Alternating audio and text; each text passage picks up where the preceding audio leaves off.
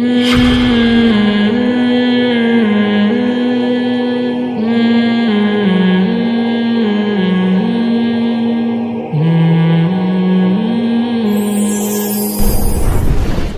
کی اصلاح کے لیے ہم جب یہ بات کرتے ہیں تو میرے پاس اسلام کے علاوہ کوئی آپشن نہیں ہے، اس کی میں نے وجہ آپ کو بتا دی.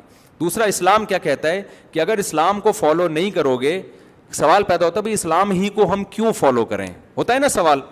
تو اس کا قرآن نے جواب دے دیا کہ بھائی مسئلہ سارا یہ ہے کہ وَمَن يَبْتَغِ غَيْرَ الْإِسْلَامِ دِينًا، اسلام کے علاوہ کسی اور چیز کو دین بناؤ گے، آخرت میں بیڑا غرق کر دوں گا میں تمہارا.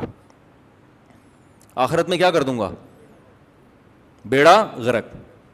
ایسا چھوٹا موٹا بیڑا بھی غرق نہیں ہوگا. النار وعدها اللہ الذین کفروا، آگ ہے جس کا میں نے ان لوگوں سے وعدہ کر رکھا ہے جو اسلام کو فالو نہیں کرتے. تو اب میرے بھائی اگر گورا بہت ترقی بھی کر لینا اسلام سے ہٹ کے، تو میری نظر میں اس ترقی کی کوئی ویلیو بچی نہیں ہے.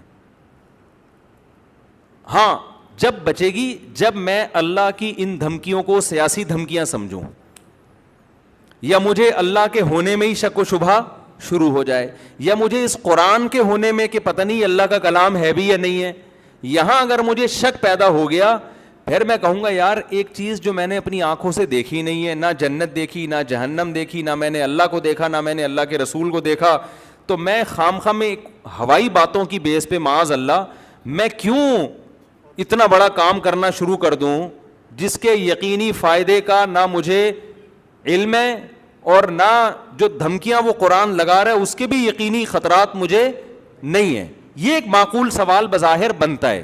سمجھ میں آ رہی بات کی نہیں آ رہی؟ اس کی ایک مثال ایسے، ہندو اپنے پنڈت جی کے پاس آیا، پنڈت جی نے کہا یہ کرو، یوں کرو، اتنے پیسے فلان مندر میں دے دو، اتنے کروڑ وہاں دے دو، آخرت میں جو جنت کو کیا کہتے ہیں وہ لوگ، جو بھی کہتے ہیں بہرحال، گناہ کو پونا کہتے ہیں نا، پونا، گناہ کو پونا کہتے ہیں میرا، پنیا. اب گناہ کو کیا بولتے ہیں؟ پاپ. اور نیکی کو پنیہ نا، پنیہ کا لفظ کہیں سنا ہوا ہے میں نے اس لیے میں کہتا. وہ کہتے ہیں کہ بھائی تم اس مندر میں اتنے پیسے دے دو اور اتنے لاکھ روپے خرچ کر دو، بیچارے خون پسینے کی کمائی سے کمائے، تو وہ کہے گا مجھے کیا ملے گا، کہ آخرت میں آپ کو پننا ملے گا. ہم پیار سے پننا کہہ دیتے ہیں، وہ جو مردی کہتے ہیں کریکشن کرتے رہیں گے اس کی بیٹھ کے، آپ کو یہ منا ملے گا، چلو آخرت میں بہت اچھا سا، کیا ملے گا؟ آپ کو ثواب ملے گا. یار سیدھا سیدھا اردو میں ہی کہتے ہیں، ہمیں نہیں آ رہی ہندی. ثواب ملے گا آپ کو ان کے حساب سے جو بھی ثواب ہوتا ہے. تو اگر چھوٹی موٹی رقم ہوگی نا، ٹرائل بیسس پہ انسان دے سکتا ہے کہ چلو بھائی یار ٹرائی کر کے دیکھ لو، اگر آخرت نکلی، جنت نکلی. جیسے اسلام ہی کی مثال دیتے ہیں ہم، ہندو کی مثال کیوں لیں؟ مولوی صاحب نے تقریر کی بھائی مسجد کے ڈبے میں جو چندہ ڈالے گا اسے جنت کی حور ملے گی. اب آدمی کہتا ہے یار 500 روپے میں اگر حور کا چانس بھی ہے نا، 100% یقین تو نہیں آ رہا بھائی، ہم تو قبروں میں مردوں کو جا کے دیکھ رہے ہیں، مر کے مٹی ہو کے کیا ہو رہے ہیں، ختم ہو رہے ہیں. نظر تو یہی آ رہا ہے نا، نہ جنت نظر آ رہی ہے، نہ اللہ نظر آ رہا ہے. لیکن 1% چانس ہے کہ یار 1 ارب مسلمان کم از کم دنیا میں ہیں، تو شاید یہ صحیح کہہ رہے ہوں کہ جنت بھی ہے اور جہنم بھی ہے. تو 500 روپے میں میرا خیال ہے 500 روپے کا رسک لینا کوئی اتنا گھاٹے کا سودا نہیں ہے. ڈال دیتے ہیں، شاید اگر سچی مچی میں سب کچھ نکلا، ورنہ 500 روپے ضائع ہی ہو جائیں گے نا. کیا خیال ہے بھائی؟ آج کل زیادہ تر مسلمان نا اسی بیس پہ چل رہے ہوتے ہیں.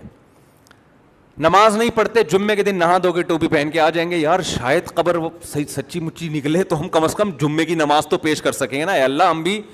وہ ایک بڑے کوئی مشہور آدمی تھے، ان کا انتقال ہو گیا، تو کیا ہوا کہ ہمارے مدرسے کے طلباء بیٹھ کے باتیں کر رہے، کوئی کہہ رہا ہے برے آدمی تھے، کوئی کہہ رہا ہے بہت اچھے آدمی تھے. ایسے جب لوگوں کی موت کے بعد تبصرے ہوتے ہیں. ایک طالب تھا ہمارا، بڑا مزاحیہ سا نا، اس نے کہا نہیں بہت اچھے آدمی تھے، پکے مسلمان تھے. کہنے ہم نے کہا تمہارے پیاس کا، کہہ رہے ایک دن میں نے ان کو ٹوپی پہنے ہوئے دیکھا تھا. یعنی وہ مذہبی گھرانے سے ان کا تعلق تھا. اس کی دلیل کیا تھی؟ ایک دن میں نے دیکھا ٹوپی شلوار میں، شلوار قمیض اور ٹوپی پہن کے گھوم رہے تھے. ہم نے کہا یار یہ کیا، یہ کون سی دلیل ہوئی؟ لیکن بہرحال بھائی ایک جو بہت زیادہ لبرلزم کی طرف چلے جاتے ہیں تو ایک دفعہ بھی شلوار قمیض اور ٹوپی تو پہنتے ہی نہیں نا, بال خراب ہونے کا ڈر ہوتا ہے ان کو.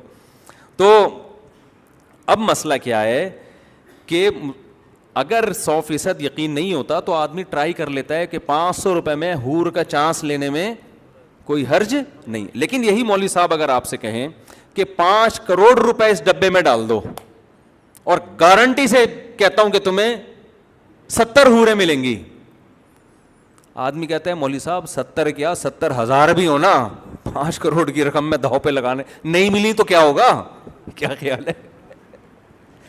آپ فری تھنکر ہو کے زندگی گزارتے ہو نا, تو اس پر قرآن کہتا ہے آپ کو جہنم کی آگ میں ڈالوں گا, آپ کو خدا پر ایمان لانا پڑے گا. تو اللہ عذاب کیوں دے رہا ہے؟ وہ بھاگ جائے گی ہماری, کہ آپ نے غلط نظریہ رکھا, سارے پیسے اس کو پتہ چلے گا نا قرآن غلط سے تعبیر کر رہا ہے کہ نہیں کر رہا. تو یہاں والی کیا ہوگی؟ تو یہ جو کہتے ہیں نا ہمارا کوئی فرقہ نہیں ہے, ٹوپی ڈرامہ کر رہے ہوتے ہیں. بڑی قربانی انسان ناممکن ہے جب تک اپنی آنکھوں سے یہی منظر 70 حوریں لا کے اس کے سامنے کھڑی کر دی جائیں اور کہیں 5 کروڑ روپے دے اور یہ 70 حوریں لے جا, پھر گن پوائنٹ پہ نا لوگوں سے چھین کے 5 کروڑ روپے کا انتظام کرے گا.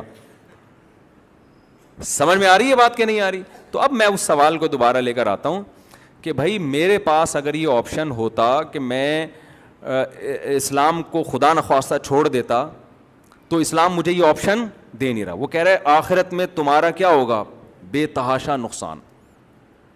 بلکہ اسلام تو مجھے کہہ رہا ہے کہ اگر کبھی موقع ملے اللہ کے راہ میں لڑنے کا اور جہاد تم پہ فرض ہو جائے تو جان بھی دینی پڑی تو آپ کو جان دینی پڑے گی.